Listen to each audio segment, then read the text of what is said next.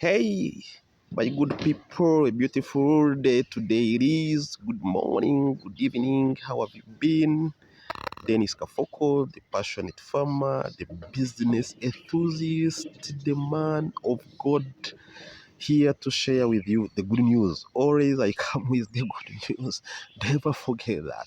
All I come with are good news. So the last time I was here, I was talking about the triumph entry into Jerusalem by Jesus who had come to save the lost. And that culminated into the Palm Sunday celebrations that we witnessed the previous week. Today, I'm here to share with you something about the Last Supper. But as we talk about the Last Supper, it will bring in some elements of the Passover. It will bring in some elements of a lady called Veronica. This time it's not Esther. There is a lady called Veronica. We shall talk about some of those few highlights in the Last Supper episodes. So it is said that uh, uh, the Last Supper happened to coincide with the celebrations of the Passover. And to those that are wondering what the Passover is, so the Passover is a story that is found in Exodus that talks about when Moses was instructed to tell all the children of Israel or mobilize all of them so that they start moving out of the bondage of the Egyptians. So the instructions were, I'm just giving you a hint of what that was. The instructions were that all the children of Israel would at least mark their doors with blood that would come from the ram, the first one that would come from the first ram slaughtered, and the meat must be roasted. There were instructions on how to celebrate that. But key is that they had to mark their doors with that blood so that the angel of death,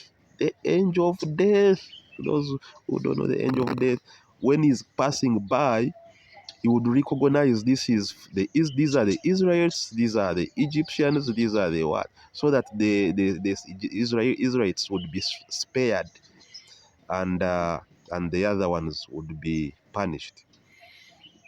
So that grand movement of people after they survive, after the other Egyptians were punished, the Israelites had to move out.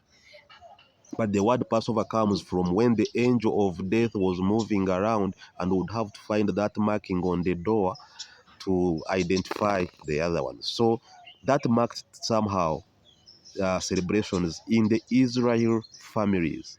It's a day that is normally celebrated in the Israel families, and somehow they do the dinner.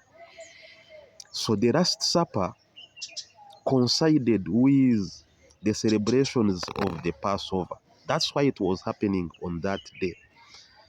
It is said, some people say, some books, some scriptures, not a scripture, some scientists say it happened on a Wednesday. But a lot of things were happening in that whole week, and things were very fast. So there is contention whether it was which calendar was being used for doing this and that. But so on the organization, Jesus sends his men to look out for the man who was carrying, they say, a pitcher of water, and it would be a man. In those days, it was difficult to find a man fetching water. But in this instance, it would be a signal to notify the men who had been sent by Jesus to organize the Last Supper. So the man was found. I think they had sent Moses. Moses? Yeah, they had sent to organize. Two of them were sent to organize. So they identified the man, and that man would take them to the room which would be organized for the Last Supper. Jesus knew from the triumph entry into Jerusalem that he would be crucified. He knew it. He knew it. He knew what he was going to do, how he was going to disrupt things. He knew the authorities would not be pleased with the actions and he would be crucified. He wasn't going to return back. He knew that from the triumph entry.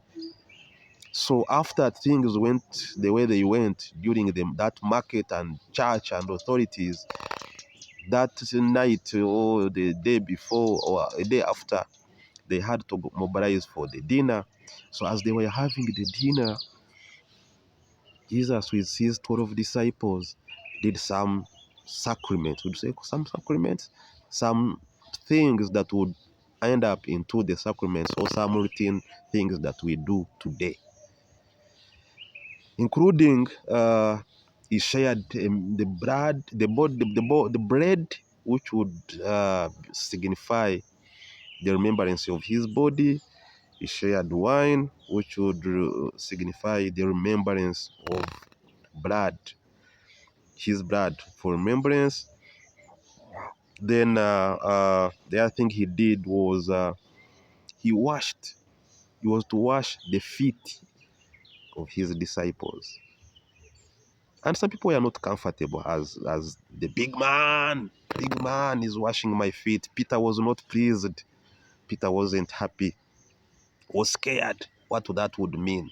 But it was a symbol to tell the disciples that they would be servants to all.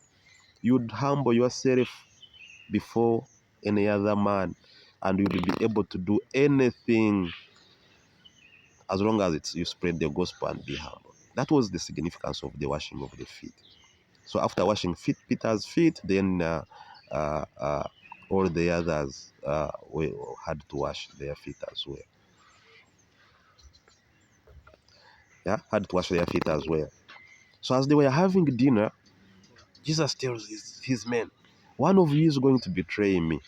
They started looking at each other. Each other. Not me, not me, not me. The other one said, before the cock crows 3 times, you will remember. You remember that guy, the Simon Peter guy. You remember the Peter guy? Yeah. But the Judas was there. And the guy was like, I'm not the one who's going to crucify you. But of course, in his heart, he knew what he was going to do, what he had done. So the supper happens. The authorities are notified by Judas, the guy that betrayed the whole thing, who had reported authority. And it is said that actually he was given some money. He said he was paid for spying. It is said so. So after the Last Supper, and these stories, by the way, are all found in the New Testament, in the book of Matthew, in the book of Mark, in the book of Luke. The story about the day when the Last Supper happens, it's somehow controversial. We are looking at which calendar was being used. Did it really happen on a Wednesday? When did this whole thing happen? And we are saying the Holy Weekend starts on a Thursday, on a Good Friday, and you know the events that happen on a Good Friday. Yeah, he died, he rose again, then he had to go to heaven, as the story puts it. So as the authorities stand up, Judas woke up and touched the man's left side of the ear as a symbol to notify the other guy that this was the man that was causing chaos around. Using that word, yeah, it was causing those things that were not, they were forbidden things that he was doing. So they took him up. They judged him. Pontius Pilate, of course, so many things also happened in the court there, but they judged him. They had to sentence him, and during the sentencing, a lot of punishments had to come. The whipping, the flow of blood, the carrying of the cross. Yeah, those were ways how those days the punishments would happen. That's how it would happen, and during the carrying of the cross, there is a lady And that lady is not mentioned in all of the scriptures. They say the lady had been seen by Jesus about maybe 12 years before. He was suffering from hemorrhage, something like that. And this lady appears again at the time Jesus was carrying the cross and offered, uh, wiped Jesus with the same veil. Yeah, in the Catholic Church, that lady is celebrated. We celebrate the veil.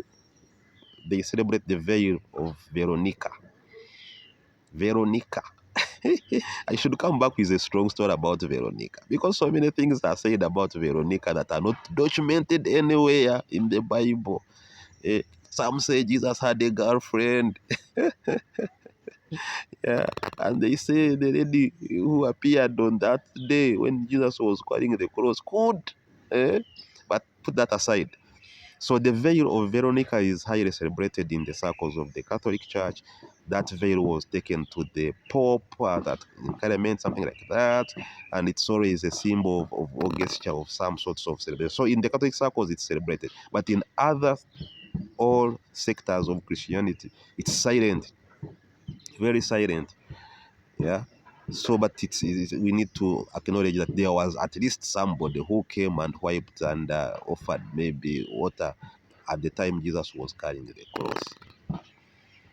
I will come back with another episode about the real carrying of the cross, the real Easter celebration mood and what it means to all of us. In the interest of time, I have to thank you. I have to cut it here. I know it was getting interesting, but in the second episode is going to be much better, much faster, much more interesting. Keep tuned to the Agri Show TV. Dennis, the passionate farmer, the business enthusiast, the man of God. Cheers.